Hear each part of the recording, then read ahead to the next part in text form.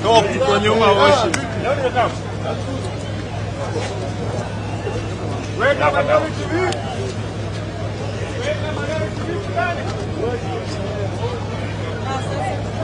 Tunakatalia hapa. Tunakatalia hapa. Shikilia ndugu. Edi yako wapi? Wapi? Wanataka ingia hapo kwa barabara.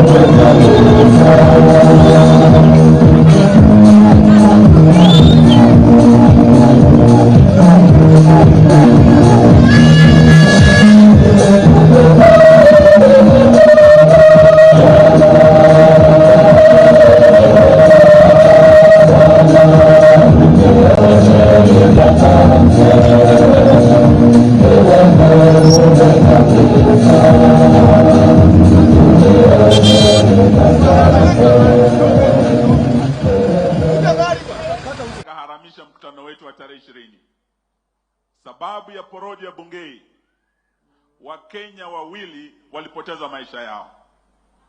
Sababu ya uongo wa bungei, Wakenya wengi walipata majeraha. Wengi walipigwa tear gas, wengi wakaumizwa.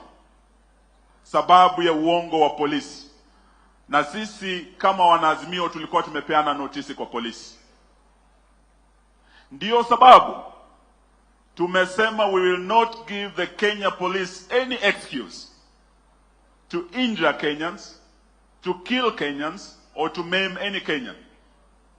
Tulikuwa na kikao rasmi cha Azimio na tukaamua tupeane notisi ya kutosha. Na tulitumwa na Azimio leadership. Tulikuwa watu 4 siku ya Jumatano wiki hii. Mimi nikiwa kiongozi wa chama cha DAP Kenya. Ndugu wa Jakoya akiwa kiongozi wa Roots Party. Bwana Wycliffe Ambetsa Oparanya akiwa deputy party leader wa ODM, lakini pia ni mwenyekiti wa neki yetu ya Azimio. Kioni akiwa secretary general wa chama cha Jubilee. Tulienda makao makuu ya polisi hapa Nairobi kwa bwana Bungei, tukampa notice ya over 5 days ya kwamba siku ya kesho tutakuwa na maandamano ya amani hapa Nairobi na miji mingine ya Kenya. Leo nataka niseme kwa nyumba ya Mungu ya kwamba we have complied with the law. And the law that is supreme in this country is our constitution. Article 37 yatupa sisi haki kama Wakenya kuweza kufanya maandamano haya. Lakini tunapeana notisi kwa polisi tu ili polisi waje walinde usalama. Kazi yao ni escort mkifanya maandamano. Lakini kufanya maandamano ni haki yenu ya kikatiba. It does not depend on the generosity of Bwana Bungei ama IG Kome ama Bwana RUTO ama Bwana Gachagua. Ni haki yenu ya kikatiba. Tunaelewana jamani? Yes. Kwa hivyo kesho we have complied with the law. Tuomba wa Kenya mjitokeze kwa amani. Tufanye maandamano na kuna sababu ya haya maandamano. Afrika Kusini kumekuwa na maandamano na maandamano yao wana sababu mambo ya blackout, mambo ya stima tu na ufisadi. Ufaransa wanafanya maandamano sababu wamekasirishwa na serikali yao ya Ufaransa kubadilisha ile sheria ya watu kustaafu. Just retirement, one issue. France is on fire, watu wanafanya maandamano kule. Israel kuna mabadiliko ya kimabavu na serikali ya Bwana Netanyahu kuweza kutoa mamlaka ya ile koti kuu. Kuna maandamano yanaendelea na Waisraeli wana sababu ya kuandamana. Lakini sisi wa Kenya tuna sababu ama tuna sababu? Tuna sababu ama tuna sababu? Sisi tuna sababu. Sababu hapa katika kanisa hili, baada ya sisi kuomba kwenda nyumbani, naamini kuna familia hata hawajui lunch leo watakula nini. Kweli si kweli? Hata jana labda kuna wale walilala njaa. Kweli si kweli? Bei ya unga imepanda, sukari, kila kitu imepanda. Na serikali hii iliahidi ya kwamba watapunguza bei ya unga na vyakula. Wamepunguza kweli? So tuna sababu kuandamana kesho kuambia Bwana RUTO bei ya unga ifanye nini? Bei ya stima ifanye nini? Ni haki yenu. Hatufanyi hii sababu ya Raila Odinga, ni sababu ya ninyi wa Kenya wenzetu. Tuko pamoja jamani? Tuna sababu Bwana RUTO akibadilisha IEBC alete Chebukati wengine. Kutakuwa na shida 2027. Na hiyo shida ilikuwa 2007 wakati tulipoteza imani na IEBC. Waswahili wanasema usipoziba ufa utajenga nini? Ukuta. Sisi tunaandamana kesho kuziba ufa, kuzuia mauti yatakayokuja 2027 if RUTO gets his way kimabavu aunde a William RUTO commission. Sisi sio wazimu. We are doing this for Kenya. We are doing this in defense of democracy. We have every right. Ana Bwana Bungei, IG Kome, tumewapa notisi kesho tunafanya. Tutatembea pamoja jamani? Tutatembea pamoja. Tupiganie haki. Nione mikono wangamia na baba kesho. Sasa nilete Profesa Wajakoya aweze kuwasalimu ndio tulete baba na mama. Profesa. Ningeomba mletee ile mswaki ya kusimamisha hapa ndio niongee mbele ya baba. Heshima zangu kwa baba.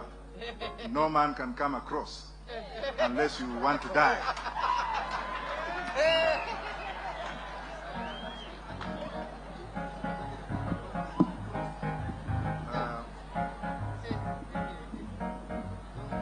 The man of God and the Madam of the Church, His Excellency, the President of this country, Raila Odinga, and the Deputy President, Martha Karua, and maybe the Chief Prime Minister, whom I'm not going to mention. Today, I will speak in English because I look sensible. Most of the time people always look at me as a mad person. Somebody who has no brains. Kicha. But I would like the pastor to pray for me so that I look like this whenever I come here.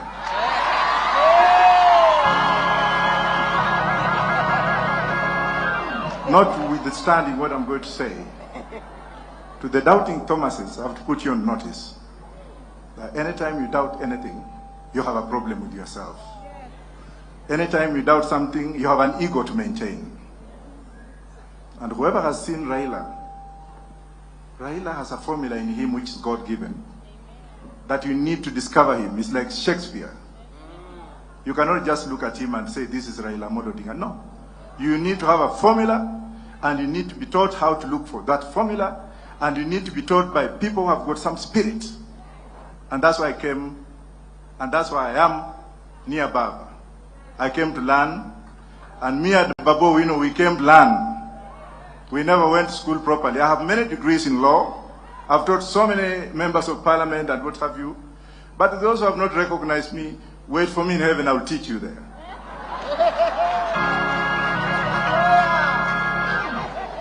This is what I have to tell juveniles. We have 3 juveniles in this country. Juveniles that cannot sit on an international table and talk about Kenya. Juveniles who have been given power and authority by themselves, not by the people of this country. And all they keep on saying is singing Raila, Raila, Raila. I don't want to say an F word because the media is here. Because you know that I can also use my tongue and use it whippingly, the same way my mom taught me. Kashagwa, let me refer you to Honorable Savula, the Deputy Governor of Kakamega, and a member of DAP. If you can't listen to what Savula told you yesterday, then you have no ears. You are just one man, small man, who has now organized Mungiki to cause mayhem tomorrow. And I'm asking those Kenyans with smartphones, wangapi wako na ile picha kupiga hata kama ni mlikomizi, onyesha juu. Kesho mko na kazi ngapi? 2. Ya kwanza ni kumulika yule askari ambaye amebeba grenade, piga yeye picha. Wangapi atapiga yeye picha kesho? Ya 3, tunaambiwa kwamba ataleta watu wakiwa na uniform kuingilia vijana yetu. Hiyo baba ataongea because sina authority ya kuongea hapo, lakini ile ambaye ningetaka kusema ni hivi. To those who have been told, to those 500 motorcycles that have been already brought in by a person and members of one tribe, ethnicity, because they don't want to speak in other languages that you can't understand them. Their work tomorrow is kwenda mahali tumefanya maandamano, wanaingia pale, wanaua watu, wana cause mayhem. And Mr. Chungwa, listen to me, you are not a man enough. If you are a man enough, come and talk to me. Mr. Ndindi Nyoro, let me put you on notice that I don't fear you. Naika kibaraka kingine kanaitwa Malala, abusing Baba all the time. Baba, do I have permission to continue? Every time huyu Raila wacha vitisho ya mavi ya kuku.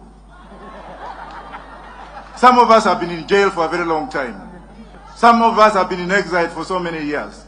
Some of us have fought for democracy in other countries. And we can't fight for democracy for our own country?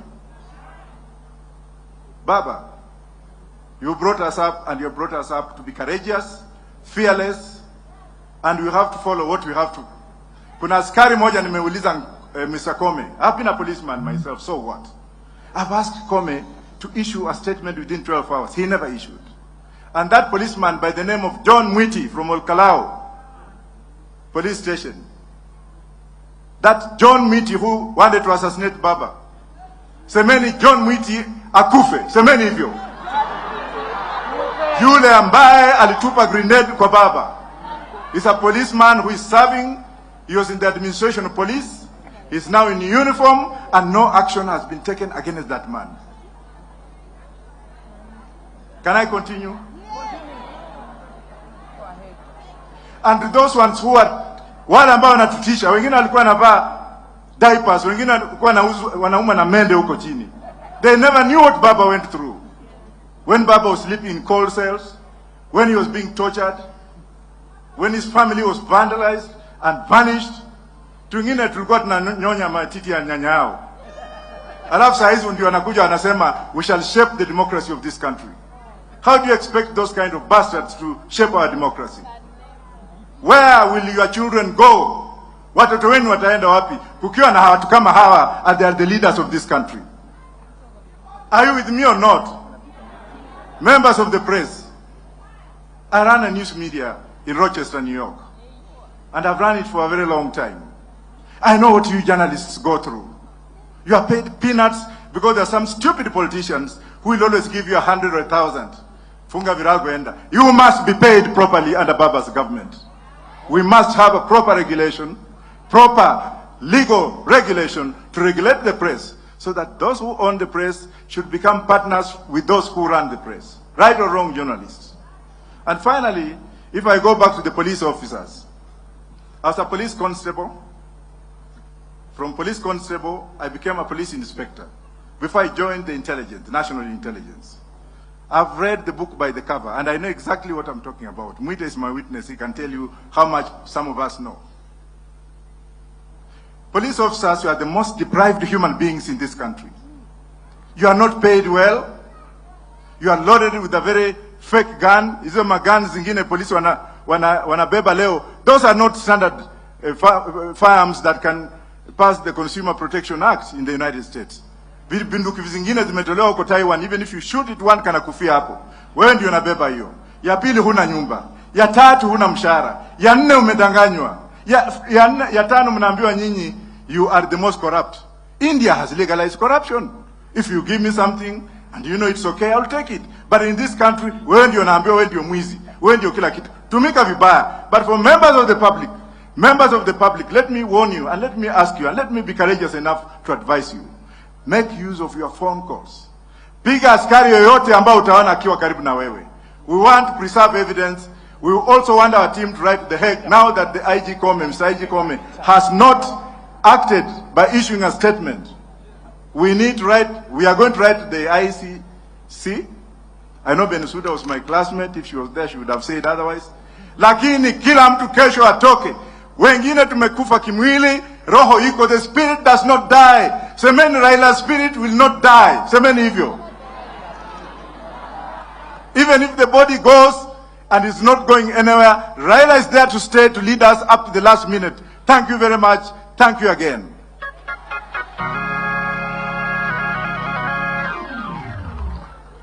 Mumemfurahia profesa? Huyu jamani profesa anaelewa sheria sana.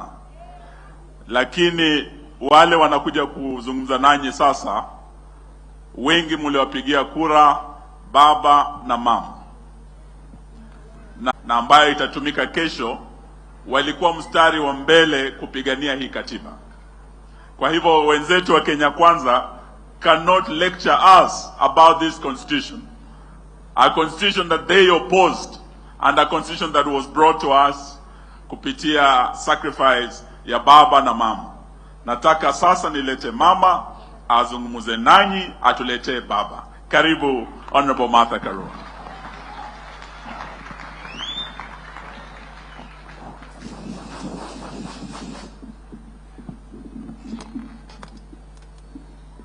God is good all the time. and all the time. God is good and that is nature. Wow. Sikusikia fire ya JTM. JTM, more fire. JTM, more fire. Sasa nimejua nikija hapa tena kuanza na JTM. Ndivyo nisikie hiyo fire. Amen. Your Excellency, kinara wangu Raila Amolo Odinga, Apostle na mama wenzangu wana Azimio na kanisa yote. Hamjambo leo? Hatujambo. Asanteni sana kwa kutupokea kila wakati kwa shangwe na furaha. Na asanti Apostle, kila wakati tukinja hapa, ile neno unatoa ni neno ya kujenga kila mtu. Na ni neno ambayo inatoka kwa Biblia. Asanti sana. Tuliingia hapa tupate baraka, ndivyo kesho tukienda tuandamane za Mungu. Ningetaka kuuliza wenzangu na watu wote, hata kama wale maadui wa demokrasia wametoa shutuma, wametoa threats, wametoa kila kitu. Tusikubali hiyo iingie kwa vichwa yetu. Only God has got power over life and death. Usikubali ati kesho iko shida utapata. That is assisting them. In the name of God, no harm shall befall any one of us and any one of the demonstrators. We are going to march peacefully. We are going to demand for our rights as our constitution says, and we shall not entertain any message meant to set us back. So please, enda ukalale ukijua umeka, na kesho tokeleze twende kazi ya kutetea haki zetu. Because faith without action is dead. I don't want my faith to be dead. I have faith in what I am doing, that I'm doing the right thing. Katiba yetu imetupatia haki ya kuandamana. Na kuandamana is a way of expressing ourselves, expressing displeasure, saying things are wrong. Na hii katiba, tukiwa Naivasha kama wabunge, RUTO alikuwemo, alikuwa kati yetu. Katiba tukaunda na yeye, lakini yeye ni mtu wa kukuruka asubuhi. Tukimaliza kuunda katiba na tukakubaliana hii ndio katiba, tukifika bunge alituruka na akaenda mlengo wa no. Kama wewe ni rafiki yako, jua saa yoyote anaweza ruka wewe. Huyu si mtu mwaminifu kamwe. Mukipanga bado atafanya nini? Atakuruka. Si ameruka wa Kenya? Alisema gharama ya maisha itarudi wapi? Imeenda wapi? Wale tunamuelewa, tunajua sio mwaminifu, ni mtu wa kuruka. Lakini nataka kumkumbusha, kabla apande ndege kwenda Ulaya, RUTO enda ukijua, katiba ya Kenya ni ile tulipitisha 2010. Hata kama ulipinga, huna katiba yako, mumeandika na chama yako ya UDA. Haisemi tuulize ruhusa ya kuandamana. Inasema tutoe notisi. Sababu haki iko ni ya Mungu na imewekwa kwa katiba. Kwa hivyo ile tumetoa ni notisi, sio ruhusa tumewauliza. Wewe police inspector, IG, hatuja kuuliza ruhusa, huna ruhusa unaweza kutupatia. Ruhusa ni ya Mungu na imelindwa na katiba. Ni notisi tu tumetoa ya kwamba kesho tutakuwa kwa maandamano, na ni maandamano ya amani. Wacha kutuletea furugu kwa maandamano yetu ya amani. Na ukileta furugu na wale polisi watakusikia, wewe ndio utapata laana. Kesho umesema unaweza kutuweka pingu sisi viongozi. Njoo uniweke pingu. Kesho itakuwa ni siku yako. Kesho itakuwa ni siku yako kuniweka pingu bure bila makosa yoyote. Lakini ujue siku yako itakuja, wewe utawekwa pingu kwa ile makosa utafanya kesho. Sio bure, na utaadhibiwa kikatiba, kisheria.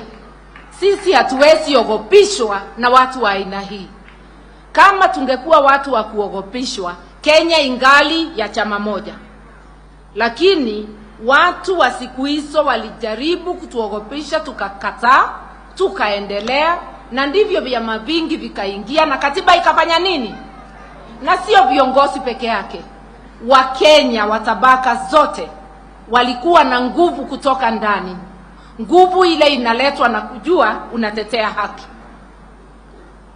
Hata kama waliua wengine, walichapa wengine, wengine wakakaa diteni, wengine wakafungwa kama kinara wetu.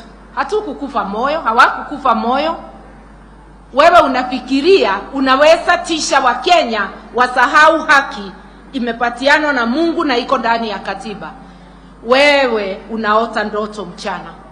Tukutane kesho. Nilisikia RUTO akisema akiwa Kisii ya kwamba alienda kule koti ya ICC sababu ya kupigania kinara wangu baba. Mimi nataka kukuambia wewe Ruto, ni wengi walimpigania kinara wetu na hawakupelekwa ICC. Wewe ulipelekwa kwa sababu ya vitendo yako wewe. Wacha kutaja baba. Wewe fikiria tena. Ufikirie na si wewe peke yako ulikuwa kwa ODM, mbona ukapelekwa peke yako? Wewe watu wanakujua wewe na unajijua wewe. Hata mimi siku hizo nilipigania Kibaki na sikupelekwa. Kama ningefanya kitu tungekuwa na yeye kule. Tumekubaliana. Mtu asiseme nikapelekwa nikipigania baba.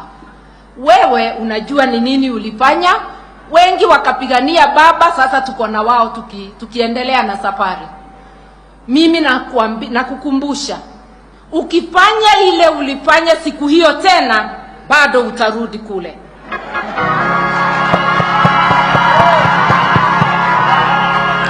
Ukitumana ifanywe, sababu mimi najua wewe karibu kufunga virago, badala ya kuelekea Sugoi unaenda Ulaya. Hata ukienda Ulaya na utumane, haki za kibinadamu zinyanyaswe, kesho bado jina itakuwa ni yako. Ujue, you've been there, you know. I would tell you, don't commit the same mistake twice. On our part, we shall hold peaceful protests. Na hata kama tunakuja kwa mlango wa State House tukiwa na barua, if you are truly elected like you say, why do you fear the people? Why do you fear the people? Why can't you look at presidents and at leaders of civilized nations? I have not heard President Macron threatening the demonstrators. I did not hear Ramaphosa here in Africa threatening the demonstrators. Bona wewe na vibaraka vyako munaanza kututupia maneno. Ile maneno tutakutupia na nimetupa leo ni ya kukumbusha vipengele vya katiba. Sisi hatuna matusi. Na sisi hatuendi na nguvu zetu. Tunaenda na nguvu za kikatiba na nguvu za haki. Hakuna nguvu ingine. Na tunakuambia kama ulichaguliwa, basi fungua sava. Sababu sisi tuko na habari ni sisi tulishinda. Kama ulichaguliwa, sava itaonyesha uwazi ni wewe. Lakini sababu uko na uhakika, sava itakushtaki ya kwamba kiti si yako ni ya baba. Ndivyo uoga uko. You can run, but you can never hide. The truth will out. Hiyo ndio ningetaka kusema. Ya mwisho kabisa, niseme, iko wengi nimesikia kutoka jamii yangu, wachache sio wengi, wakisema wao ni watoto wa Maumau. Mimi nikuambie, usilete sifa mbaya kwa Maumau. Maumau are freedom fighters.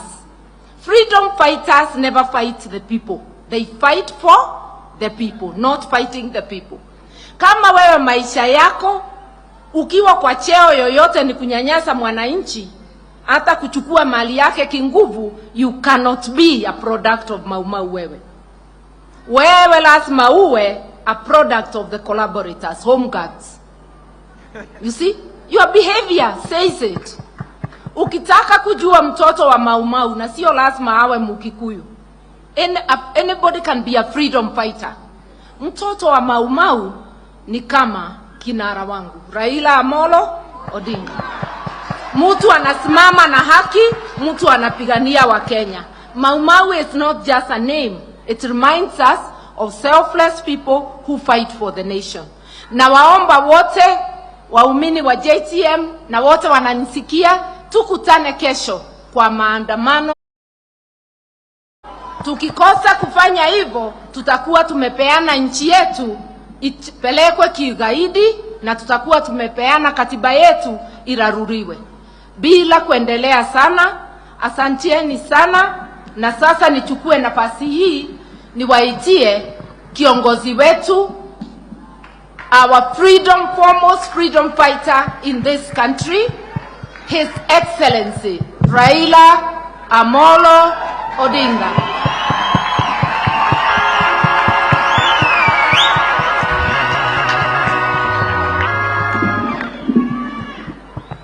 Asanteni sana. JTM. JTM. More fire. JTM. More fire. God is good. All the time. And all the times. God is good and that is His nature. Wow. Wow. Asanteni. Asanteni sana wana JTM. Hamjambo? Hatujambo. Hamjambo tena. Hatujambo. Nataka nianze kwa kuleta salamu kutoka kwa ndugu yetu Mheshimiwa Stephen Kalonzo Musyoka. Tulikuwa na yeye tukija hapa, lakini bahati mbaya akapata msiba, akapigiwa simu ya kwamba mtu yake moja amefariki huko upande ya Triva, ndiye akakimbia akaenda huko. Lakini Apostle Manyuru rafiki yangu, tunataka kusema naomba msamaha. Tulisema tutakuja leo kujiunga na nyinyi kwa ibada, lakini tukapata wageni wa kigafla kwa sababu tumechelewa. Lakini Waswahili walisema tikawia ufike. Sisi tumefika. Na asante sana kwa kutuambia sisi. Sasa nyinyi mmepata sisi chakula ya roho, chakula ya moyo. Mmepata sisi vile vile ujasiri. Umesema ya kwamba the faith without action is dead. Sio? Imani bila vitendo imekufa, sio? Ni bure. Sasa hiyo imepatia sisi ujasiri. Sisi yale tunataka kufanya kwa Wakenya ni kuona kama Wakenya wanaimarika. Mimi nimekuwa hapa kwa muda mrefu. Walipokuwa wanapigania uhuru nilikuwa mtoto mdogo sana. Walikuwa wanasema tunataka uhuru, utawala mzungu itoke, Mwafrika ashike hatamu ya utawala, tupigane na adui wetu watatu makubwa: ugonjwa, ujinga na umaskini. Sasa miaka karibu 90, yale maadui wamo ama hawamo? Si wengine wamezidi nguvu, sio? Kwa sababu gani? Tumekuwa ni maneno tu, domokaya. Tofauti iko kubwa kati ya matamshi na vitendo. Unaahidiwa atukishika namna hii tutaangalia mambo ya mahasra, mtu wa chini, mama mboga, jua kali. Hao ni watu ambao wanateseka sana, tutaangalia mambo yao. Tutawacha mambo ya watu wadosi huko, wale madynasties. Nataka tuwapeleke nyumbani na wheelbarrow. Sasa mbona hiyo ni imekuwa hiyo muziki kama mtango mimi niwe mtoto mpaka nifike pale nimefika. Kwa hiyo ni muziki kila mara kwa mara. Kwa sababu hatujatoka hapa. Nchi zingine mbali rika ya Kenya wameruka, wamekwenda kule. Juzi niliona Bwana RUTO anaenda kule Korea, wametoka kule na dola milioni $200. Alisema mimi sitakopa, ameenda kwa Korea kukopa. Na hiyo Korea ni rika ya Kenya.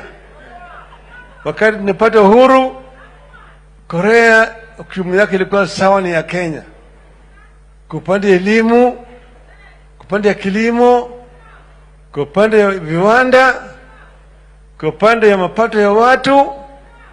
Korea na Kenya walikuwa rika.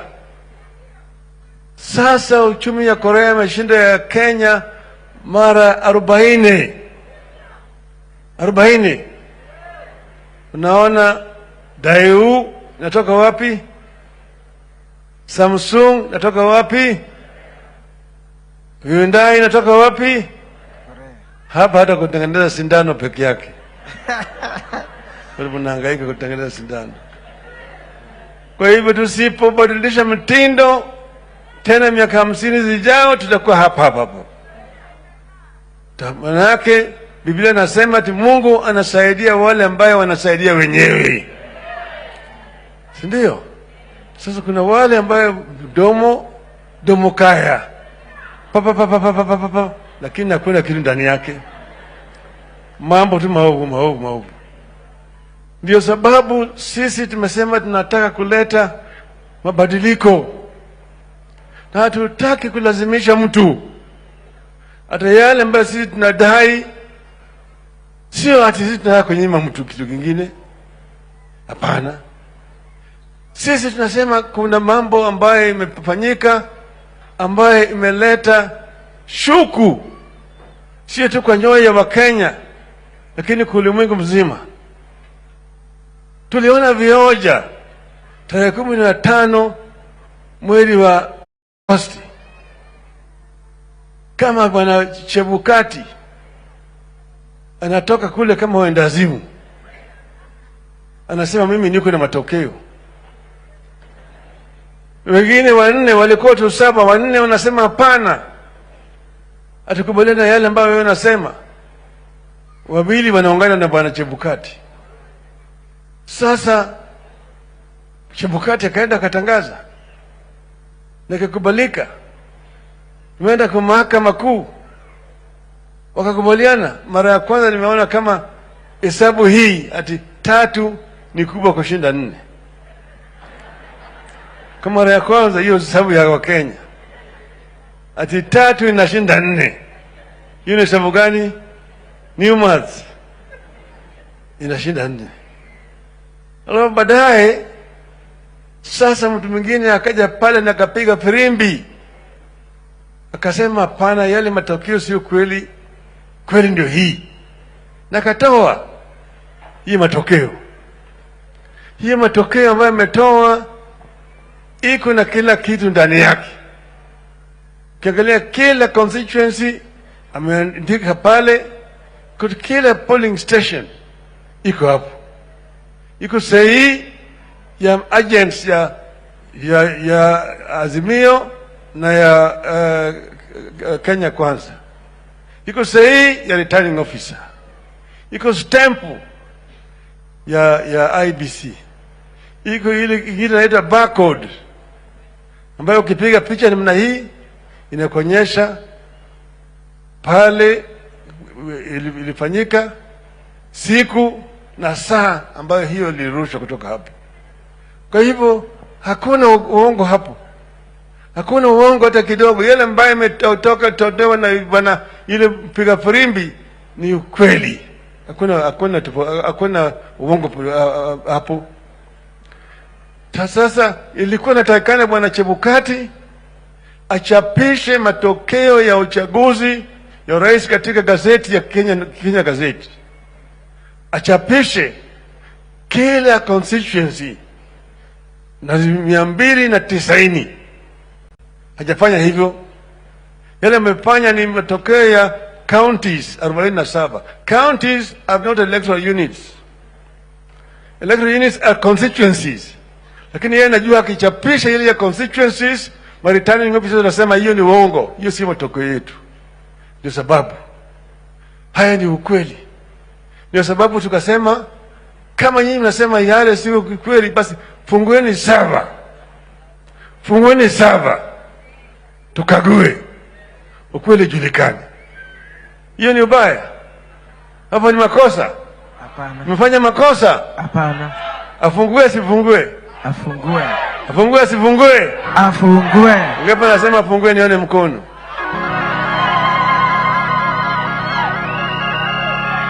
Mwisho, tuko na shida na askari Kenya hii.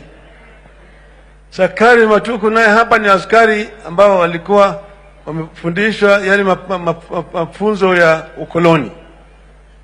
Tuko na kasomba ya ukoloni. Askari ya mkoloni alifundishwa kutesa Mwafrika. They were meant to rule in the natives. Kwa hivyo askari hapa walikuwa hawatumii ile maadili ambayo yanatumia kule Ulaya. Haya ni askari walifundishwa tu kufanya kazi hapa kwa ukoloni. Tanzania, Mwalimu Nyerere aliwafundisha askari walipopata uhuru, askari wakapelekwa shule maalum ya kuangalia watu yao kama binadamu, kutumia utu.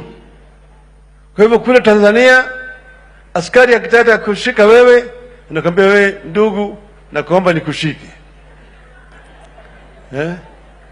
Ukimwambia bado wacha kwa nimalize kitu nafanya, anasema tu endelea. Sio?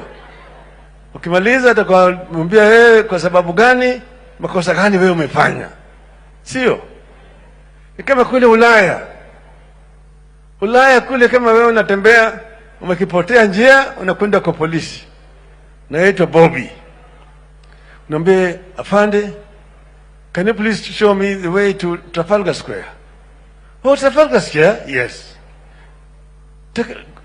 Go straight on. About 100 yards, turn left. Then straight on.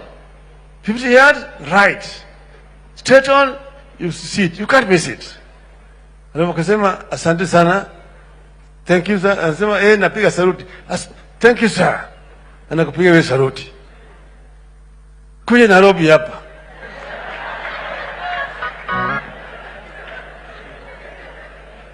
Hapa sasa wewe umetoka nje ya Nairobi, umekuja, umetoka kwa basi, alafu ujui pale unaelekea Kariakoo.